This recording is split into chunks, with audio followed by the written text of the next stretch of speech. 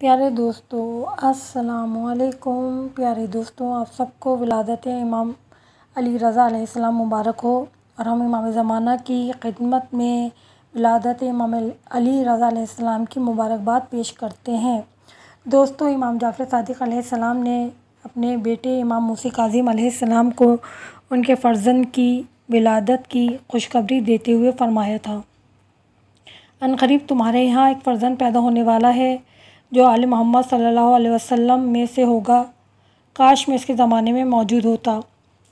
ہمارے چھٹے امام حضرت جعفر صادق علیہ السلام کی شہادت کے چند روز بعد اللہ نے امام موسی کاظم علیہ السلام کو ایک فرزند عطا کیا۔ 11 ذی القعدہ 153 ہجری کو مدینے میں پیدا ہونے والے اس فرزند کا نام علی علیہ السلام رکھا گیا۔ امام موسی کاظم علیہ السلام نے اس بچے کے کان میں اذان و اقامت کہی اور عقیقہ کا اہتمام کیا۔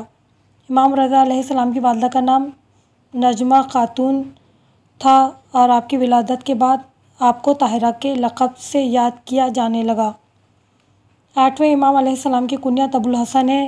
لقب میں صابر، فاصل، رضی، غریب الغربا کا ذکر کیا جاتا ہے، لیکن آپ علیہ السلام کا سب سے مشہور لقب رضا ہے، جو ہمیشہ آپ کے نام کے ساتھ بیان کیا جاتا ہے۔ اس لقب کے بارے میں لوگوں نے آپ کے فرزند امام محمد تقی علیہ السلام سے دریافت کیا۔ مخالفین کا گروہ یہ کہتا ہے کہ لقب رضا مامون نے آپ علیہ السلام کے والد کو عطا کیا تھا، کیونکہ اس نے آپ کو اپنا جانشین اور خلیفہ بنایا تھا، اور وہ اپنے اس کام سے راضی تھا۔ امام علیہ السلام نے جواب میں فرمایا: اللہ کی قسم وہ جھوٹ بولتا ہے، یہ لقب میرے والد کو رضا کا لقب جو ہے پروردگار عالم نے کیونکہ اللہ آسمان پر ان سے راضی ہے اور زمین پر پیغمبر اکرم صلی اللہ علیہ وسلم ان سے راضی ہیں، اس لیے ان کو یہ رضا کا لقب دیا گیا۔ پوچھنے والے نے پوچھا: کیا آپ کے باقی جد میں یہ خصوصیت نہیں پائی جاتی تھی؟ امام علیہ السلام نے جواب میں فرمایا: کیوں نہیں، لیکن میرے والد میں اضافی خصوصیت ایسی تھی جس کی بنا پر وہ سب سے ممتاز تھے، اور وہ یہ کہ ان کے مخالف بھی ان کے دوستوں کی مانند ان سے راضی تھے، اس لیے صرف ان کو رضا کہا گیا۔